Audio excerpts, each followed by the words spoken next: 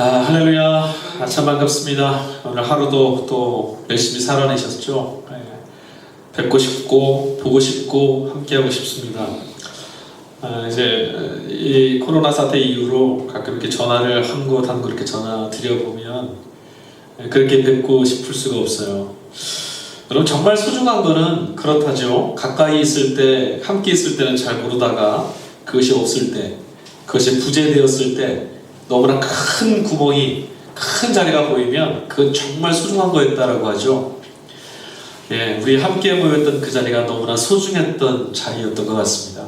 너무나 뵙고 싶고, 이 자리가 빨리 주 안에서 마무리되고 회복되어서 우리가 함께 모여 예배하고 함께 얼굴을 마주보면서 기뻐하고 함께 은혜 받는 것만으로도 가슴이 뛰는 그런 예배 자리가 회복될 수 있기를 간절히 소망합니다. 오늘 바울의 로마서 14장 말씀을 같이 읽었습니다. 오늘 바울이 오늘 14장 후반절 마지막 절까지 13절부터 시작한 이 후반절에 우리에게 전하려고 했던 메시지 핵심은요, 핵심 주어는 이거예요. 판단하지 말아라. 판단하지 말아라. 여러분, 기독교 신앙은, 그러니까 성경이 우리에게 전해주는 말이나 또 우리 신앙하는 이 기독교 신앙의 정체성은 윤리나 도덕의 차원의 문제가 아니라고 말씀드렸습니다. 물론 기독교 신앙을 갖고 있는 자들은 윤리도덕적으로도 거룩하고 흠이 없어야 되죠. 그러나 그것을 위해서 우리가 이곳에 모여 있는 것은 아니고, 그것을 위해서 예수께서 우리의 주님이 되신 건 아니라는 겁니다. 우리는 어떤 존재냐면 정치적인 권력과 정치에 대한 욕망, 이런 것들을 본성적으로 갖고 있는 존재입니다. 이런 말씀 드리면 나는 정치에는 아무 관심이 없습니다, 그런 거하고 나는 거리가 멉니다, 이런 말씀 하실지도 모르겠어요. 그러나 이건 우리의 본성입니다. 우리는 권력지향적이고요, 정치적인 어떤 욕망 다 품고 있습니다. 이런 거죠. 남의 인정을 받으려고 하는 것, 무엇인가 어떤 것들을 통해서 내가 남들보다 더 많은 인정을 받으려고 하는 것, 나의 영향력을 행사하고 싶어 하는 것, 이것도 정치적인 거고요.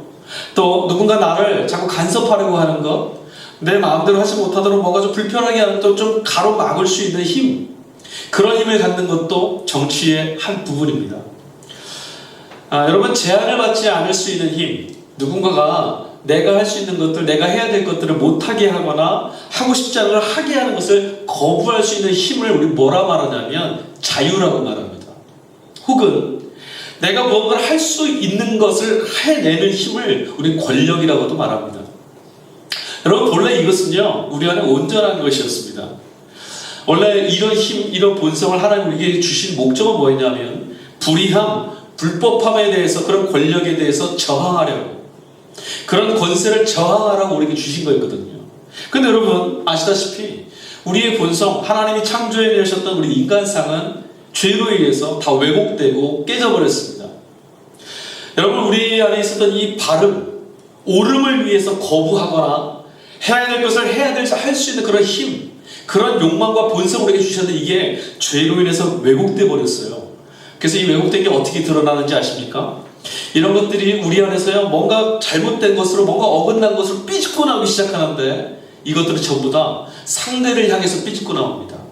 우리 앞에 있는 누군가에게 삐집고 나옵니다. 그래서 어떤 것을 삐집고 나오냐면, 누군가 위에 자꾸 굴림해서 그에게 영향력을 행사하고 내가 그보다 더 나음을, 그를 내 마음대로 하는 것, 본성적으로는 원래 목적은 그로 인해서 내 권리, 내가 하고 싶은 걸 가로막지 못하게 하려고, 내가 그보다 더 많이, 그보다 더 강하게, 그보다 더 큰 힘을 가지려고 하는 이런 것들로 삐집고 나온다는 거예요. 여러분, 남보다 더 하고 싶은 욕망, 이런 게 어떤 식으로 남에게, 상대에게 삐집고 나오는 줄 아세요? 그런 것들이 잘 드러나는 행위가 바로 판단이나 정죄로 이어지는 거예요. 누군가 그냥 놔둬도 괜찮습니다. 그 사람 그 모양 그대로 놔둬도요, 별일 없어요.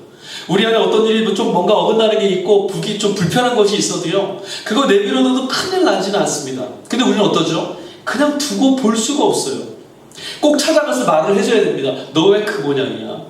너 왜 이렇게 했어? 꼭 말을 해줘야 돼요. 왜 그렇죠? 왜 그렇게 하죠? 영향력을 행사하고 싶어서 그런 거예요. 그게 우리 본성이라는 거예요. 왜곡된 권력에 대한 본성. 그래서 오늘 바울이 우리에게 그 부분을 이제 이야기를 해줍니다. 판단하지 말아라. 왜죠? 우리가 이 13장 앞절까지 무엇에 대해서 들었습니까? 그리스도 예수를 믿는 믿음으로 하나님의 양자된, 그리고 하나님의 양자된 우리가 함께 모여 믿음의 공동체를 이룬 우리가 어떤 삶을, 어떤 믿음의 삶을 살아야 하는가 나누었어요. 지금 바울이 오늘 판단하지 마십시오, 이 말을 지금 꺼집어낸 이유가 있어요. 왜죠? 믿음의 공동체 안에 지금 판단의 문제가 일어났던 거예요. 예수를 믿는다고 말하면서도 여전히 판단하는 문제가 생기는데, 그것을 바울은 오늘 본문의 말씀을 통해 아주 매섭게 꼬집습니다. 그 정체가 무엇인지. 여러분, 오늘 말씀을 듣다가 거스름이 내 안에 있다면 그것을 자꾸 부담스러워하지 마시고, 이것을 몰라서 내가 그리스도 안에 구원의 기쁨과 감동을 못 누리겠구나, 내가 이것을 넘어서야만 구원의 기쁨을 누릴 수 있구나, 그렇게 들으시면 주님의 말씀으로 잘 들으시는 은혜가 있을 줄 믿습니다. 여러분, 남을 판단하지 말아라. 믿음의 공동체, 적어도 예수를 주로 믿는 이들 안에는 남을 판단하는 일은 없어야 됩니다. 바울이 이렇게 말을 합니다. 왜냐하면 남을 판단하는 일이 일어나면 반드시 그 판단 때문에요, 상처받고 아픔 당하는 새 존재가 생겨납니다. 누구누구가 이런 상처를 받을까요? 판단의 문제가 공동체 안에 일어나면 꼭 상처를 받을 수밖에 없는 새 존재가 있어요. 첫 번째, 판단을 받게 된 대상이겠죠. 여러분, 판단을 받는다는 말이 뭐겠습니까? 저 사람을 판단한다는 말은, 그 사람이 판단을 받는다는 말은 뭔가의 기준에 비추어서 지금 비교가 되고 있다는 말이에요. 야, 당신은 왜 이래? 이것밖에 못했어라는 말은 무언가 그것보다 더 해야 될 어떤 기준에 비교해서 너는 이것보다 못해, 너는 이것만 못한 거야, 왜 이렇게밖에 못했어? 책망하는 거 아니겠어요? 비교받으면 아무도 행복할 수 없습니다. 비교받는 곳에서 기쁨을 누릴 수 없어요. 비교를 받으면요, 박탈감을 경험합니다. 비교를 당하게 되면 내가 그것만도 못한 어떤 도구가 되고 말아요. 존중받지 못합니다. 그래서 판단이 일어나는 곳에 판단받는 자가 먼저 실족합니다. 두 번째 실족당한 자가 있어요. 누군지 아십니까? 바로 판단하는 사람입니다. 판단하는 사람도 실족합니다. 왠지 아세요? 판단을 하고 있다는 말은 나도 그 기준을 지금 보고 있다는 얘기인데, 결국 나도 그 기준에 의해서 판단당합니다. 이 기준, 그 기준에서 나도 언젠가는 또 판단을 당하고 정죄를 당하고 비교를 당하고, 그렇게 자꾸 비교하는 곳에 내몰리게 돼요. 마음이 자꾸 그렇게 내몰리는 거죠. 세 번째, 판단을 하는 곳에 반드시 넘어지고 상처받는 존재가 또 하나 있습니다. 바울은 이걸 지금 염려하는 거예요. 뭐죠? 교회의 공동체입니다. 공동체, 이런 판단이 일어나는 공동체는 절대로 온전해질 수가 없다는 거예요. 정말 누가 누구를, 이 사람이 저 사람을 말하는 이런 판단, 자기들끼리만 이야기되는 것 같죠? 그렇지 않습니다. 그런 일이 일어남으로, 그 판단이 일어남으로 주님을 머리로 하는 공동체 지체 한 몸이 상처받게 되는 거예요. 온전하지 못해지는 거죠. 서로가 여전히 하나 되지 못하고 비교의 대상이 되고 그리고 많은 그런 곳에는 기쁨이 있을 수가 없습니다. 그래서 판단이 일어나는 곳에서는 교회 공동체도 상처받게 됩니다. 자, 바울이 14절에 이런 말을 합니다. 내가 주 예수 안에서 알고 확신하노니 무엇이든지 스스로 속된 것이 없으되 다만 속되게 여기는 그 사람에게는 속되니라. 그러니까 스스로 부정한 건 아무것도 없다라는 말이에요. 저거 참 부정하다, 비교하고 판단하고 이런 사람, 그것을 비교의 눈으로 본 사람, 그 사람에게만 부정하고 그 사람에게만 속되다라는 말을 합니다. 근데 여러분, 지금 바울이 이 말을 하기 이전에 우리 지난주에 같이 읽었죠. 13절 이전까지 12절까지 어떤 문제 때문에 교회 안에 문제가 있었어요? 먹는 것, 절기를 지키는 것, 문제가 있었잖아요.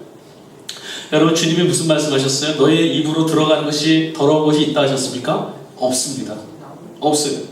우리 안에서 나오는 것이 더럽고 부정한 거예요. 여러분, 지금 예수님, 그 바울이 복음의 말씀을 가지고 뭐라고 말합니까? 부정하다 여기는 사람에게만 부정하다. 부정한 눈으로 보고 있는 사람은 부정하다. 근데 여기서 중요한 표현이 하나 있어요. 지금 바울이 14절을 시작할 때 뭐라고 그랬어요? 내가 주 예수 안에서 알고 확신하노니. 주 예수 안에서. 주 예수 안에서. 이 말이 제일 중요한 말입니다. 여러분, 주 안에서 보면요, 세상에 괄시하는 것일지라도 다 귀해질 수 있어요. 주 안에서 보면요, 세상이 다 귀히 여기는 거라도 다 천하게 볼 수도 있습니다. 주 안에서 보면 낮고 천함이 없습니다.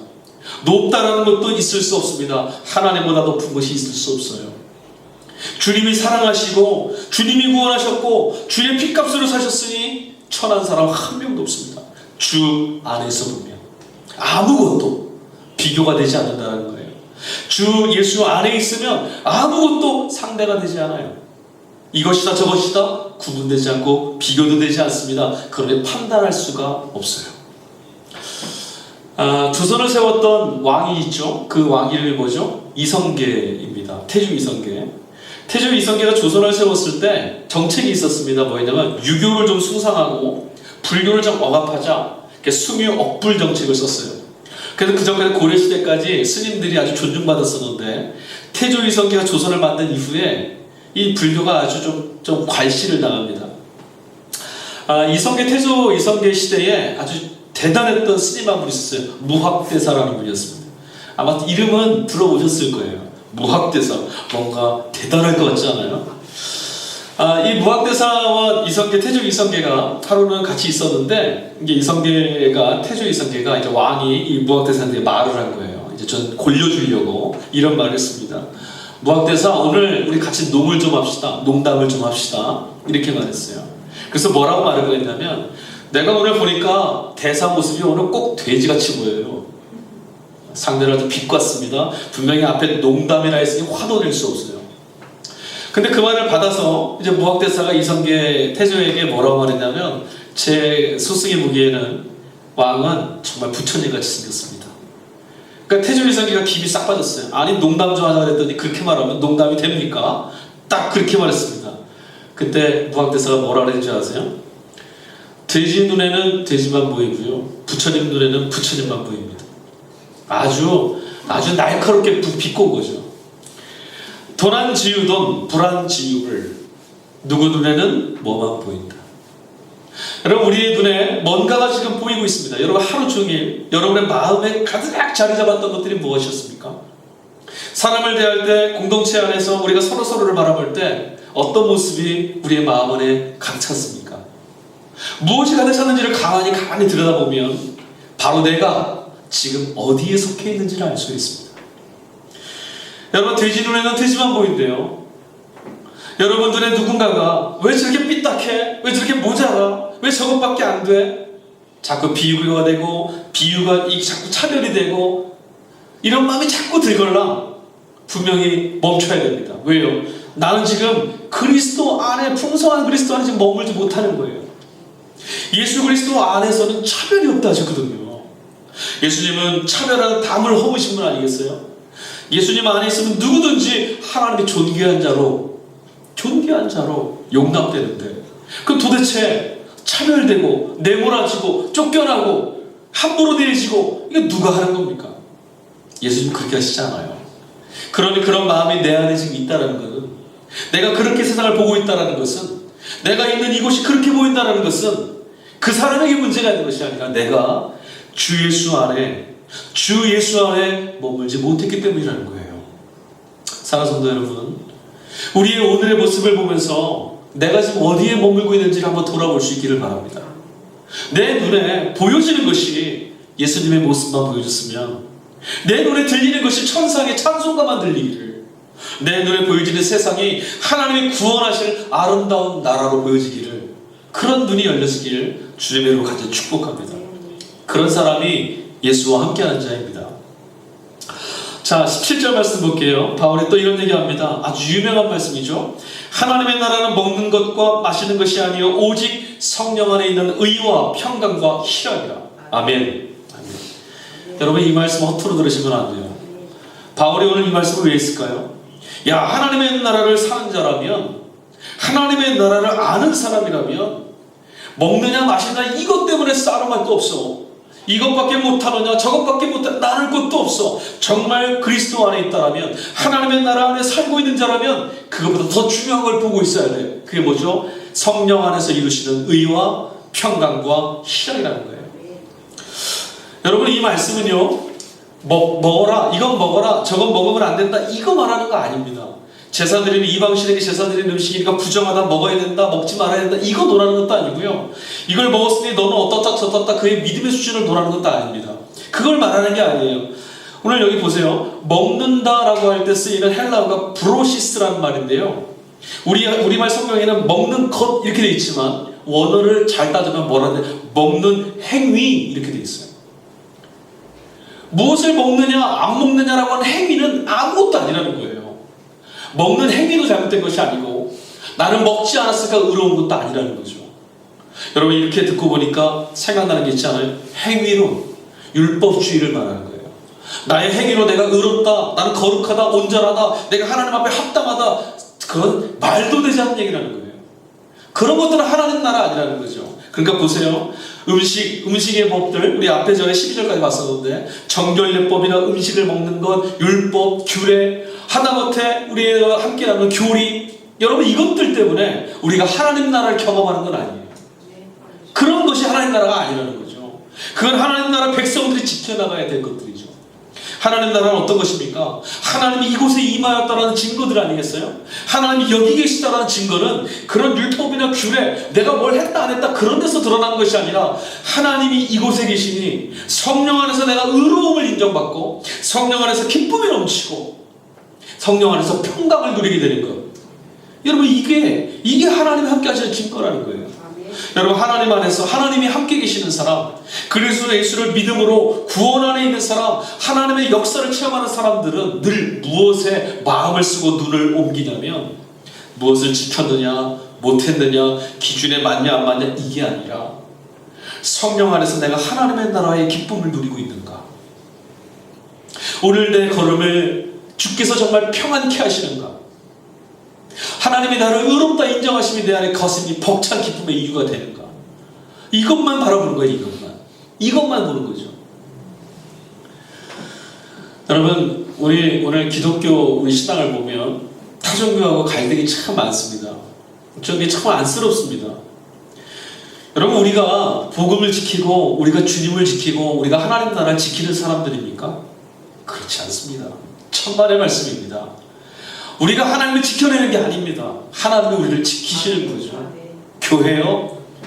우리가 지키지 않는다고 해서 바다를 건너오는 이슬람 문화가 있는데 그거 지켜내지 않으면 교회가 사라진다고요? 천만의 말씀입니다. 여러분 다른 종교가 여기 이렇게 있는데 그거 내비두면 안 된다고, 그러면 기독교가 다 망한다고, 나라가 망한다고요? 천만의 말씀입니다. 그렇게 사라질 거였다면 진리도 아니고요, 그럴 것 같았으면 이미 로마 시대 때 끝났을 거예요. 그렇지 않습니다. 하나님이 우리를 지키시는 거고 성령이 우리를 인도해 가시는 거지, 우리가 어떻게 하나님을 지켜내고 우리가 어떻게 주님의 몸된 교회를 지켜낼 수가 있습니까? 하나님이 우리에게 주시는, 우리에게 갖고 계신 목적은 그게 아니에요. 율법주의, 하나님 정말 무시하는 얘기입니다. 내가 이만큼의 하나님이 인정한다, 하나님이 인정할 만한 가치가 거기 있다, 천만의 말씀이에요. 우리가 여러분 뭘 한다고 하나님께 기쁨을 드리고 우리가 무엇을 한다고 하나님을 더 영화롭게 드리겠습니까? 그런 거 하나도 없습니다. 그럼 하나님께서 우리에게 원하시는 건 뭘까요?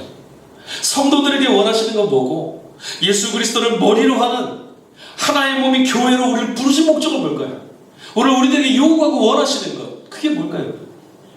자, 한번 찾아가 보겠습니다. 18절 19절 말씀 읽어드릴게요. 이로써 그리스도를 섬기는 자는 하나님을 기쁘시게 하며 사람에게도 칭찬을 받느니라. 그러므로 우리가 화평의 일과 서로 덕을 세우는 일을 힘쓰나니. 아멘. 여기 지금 뭐라 그랬어요 바울이? 그리스도를 섬기는 자는, 이로써 그리스도를 섬기는 자는. 이렇게 하는 게 뭔데요?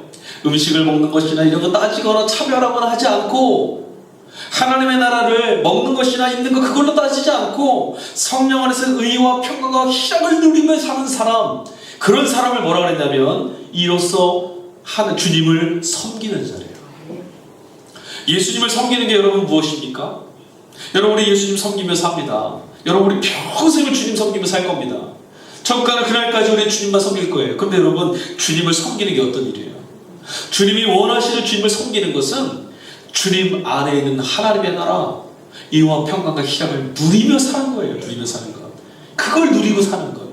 근데 우리는 주님을 내가 위해서 이것도 해내고 내가 이것도 지켜내고 이런 것을 내가 주님을 위해서 했습니다라고 말하려고 해요. 그렇지 않아요. 주님이 마태복음에 그런 말씀하셨잖아요. 주여 내가 주님의 이름으로 이런 일도 했습니다. 귀신도 내쫓았습니다. 이 정도 했습니다. 예수님 뭐라 하셨어요?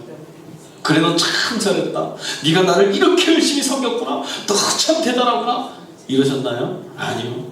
불법을 행하는 자들아 내게서 떠나라. 나는 너희를 도무지 알지 못한다. 왜 복음이에요 여러분? 우리는 복음을 받고도 무거운 짐을 짊어지고 살려고 해요. 이 기독교 신앙, 즉 믿음으로 구원받은 하나님의 이 복음을 무거운 멍에로 짊어지는 율법주의자가 되려고 우리 막 몸부림치는 것 같아요.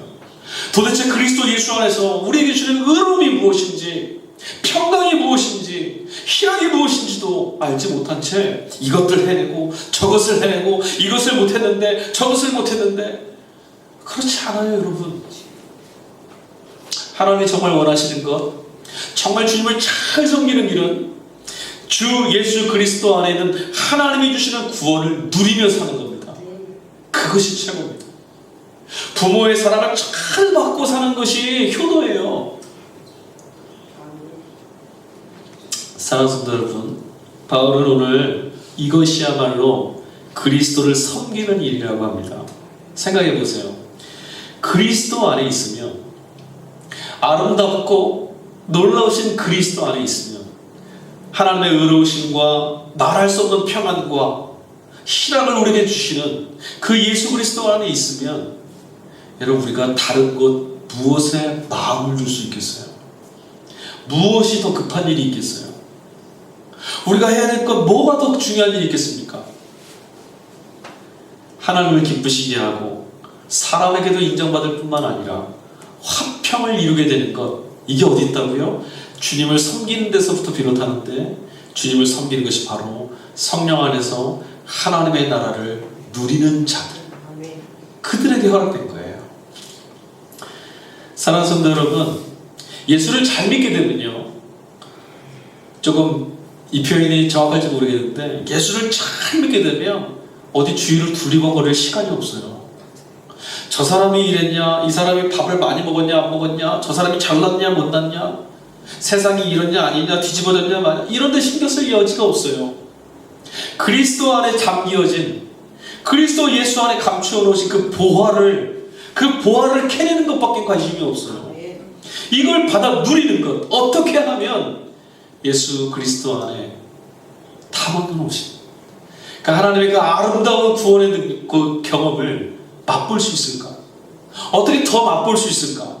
어떻게 더 구원에 깊이 들어갈 수 있을까? 이것밖에 신경 못 쓰는 거예요. 그래서 요즘 우리들 교회의 모습을 보면 안쓰러운 게 이거죠. 야, 우리가 하나님이 그리스도 예수 안에 감추어 놓으신 이 보화를 다 맛도 못 보고 사는구나. 밭에 감추어진 보화의 가치를 알면 저렇게 오지랖 떨고 살 시간이 없는데 도대체 뭐가 중요한데 저기 가서 저 사람들과 싸우고, 뭐가 중요한데 자신들의 이름을 드러내는 데서 저렇게 열심히 하지? 여러분 그런 생각 안 드세요? 바울이 그 얘기하는 거예요. 주 예수 안에 있으면. 생각해 보십시오. 예수 그리스도의 그 풍성하심 안에 있으면 나의 모자람을 다 감싸 주시는 그리스도 안에 있는데, 어떤 사람이 무엇보다 못하다, 어떤 사람은 이렇게 못 써있다, 그런 거 마음 쓰겠어요 여러분? 형제를 판단하고 넘어지게 하는 것, 바울은 오늘 그런 거 하지 말라고 하지만 정작 이 본문의 말씀 속에 중요한 건 뭐냐면 무엇을 해라 하지 마라가 아닌 거예요. 주 예수 그리스도 안에 있는 사람입니까? 당신은 이 말을 하는 거죠. 우리의 교회는 그리스도 예수 안에 있는 그와 한몸된 교회가 맞습니까? 라고 말하는 거예요. 다시 한번 우리 지난주 나누었던 전달라 그때 드렸던 말씀을 한번 기억해 봅니다. 지난주에 핵심이 뭐였습니까? 주를 위하는 삶, 그거 있잖아요. 주를 위하여 사는 사람에게 다른 일은 중요한 게 없어요. 주를 위하여 사는 사람에게 주님 말고 다른 중요한 건 없습니다. 주를 위하여 산다는 것은 나의 모든 가치가 주님께 있다는 거잖아요. 그러니 주님 말고 다른 일, 주님 말고 하물며 나 자신일지라 하더라도 그것이 중요하지가 않아요. 주님이 제일 아름답고 주님만 있으면 마음이 벅차오르고 주님만 바라보고 있으면 하나님이 주시는 기쁨이 내게 밀려들어오는데 다른 것은 어찌 생각할 수 있습니까?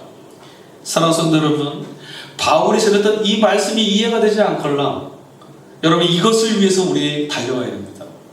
주님 안에 있는 기쁨이 무엇인지를 발견하러 달려가야 됩니다. 주님이 주시는 성령 안에서 우리에게 주시는 그 기쁨이 무엇인지, 그 희락이 무엇인지, 주님만이 주실 수 있는 그 평강이 무엇인지, 세상이 다 무너지는 것 같아도 우리의 마음이 흔들리지 않는 평안이 무엇인지 우리 그걸 맛봐야 돼요. 그건 오직 그리스도 예수 안에 있습니다. 하나님이 그걸 우리에게 주신 거잖아요. 내가 주 안에서 발견되고 내 영혼이 주 안에서 자유하게 되는 것, 이것 외에 더 급한 일이 있겠습니까? 없습니다. 사랑하는 성도 여러분, 나누고 분리하고 차별하고 비교하는 것 세상이 하는 도구예요. 무기입니다. 거기서 우리를 건져내시려고 주님께서 오신 거예요. 주님의 손에 붙들려서 용납해 주시는 그 사랑, 차별이 없으신 그 사랑, 여러분 마음껏 맛보고 누리셔야 합니다. 그 은혜를 누리셔야 돼요. 그 은혜를 충만히 누리시면, 그 사랑을 충만히 받으시면 내 주변을 돌아볼 때 주님의 사랑이 필요한 것밖에 보이지 않아요. 비교되어서 타박할 게 보이지 않고 어떻게 하면 주님이 원하시는 대로 저 자리가 세워질까? 주님의 마음이 저곳으로 흘러가고 있는데 어떻게 해줄 수 있을까? 우리가 어떻게 온전한 몸이 될 수 있을까? 이것만 우리에게 밀려오겠죠. 우리의 교회는 바로 그런 교회가 되어야 됩니다. 바울은 지금 그 얘기를 하는 거예요. 우리는 그런 사람들이라는 거죠. 사랑하는 성도 여러분, 우리는 그리스도 예수 안에서 하나님이 주시는 구원을 얻은 사람들입니다. 하나님께서 우리에게 주시는 하나님의 나라의 그 풍성함이 우리 안에 있습니다. 여러분 그것을 주님 나라 가는 날까지 발견하셔야 됩니다. 그것을 캐내십시오. 주님 안에서 그걸 발견하십시오. 우리 안에서 역사하고 계시는 성령의 음성에 귀 기울이시고 그가 인도하시는 대로 믿음으로 주님 바라보면서 하나님이 우리에게 주시는 구원의 기쁨을 누리며 사는, 말에 있지 아니하고 능력에 있는 하나님의 나라를 누리며 살아가는 저와 여러분 될 수 있기를 주 예수 그리스도의 이름으로 간절히 축복합니다. 하나님의 나라는 말에 있지 않습니다. 능력입니다. 의와 평강과 희락을 여러분의 삶에서 풍성히 누리실 수 있기를 주님의 이름으로 간절히 축원합니다.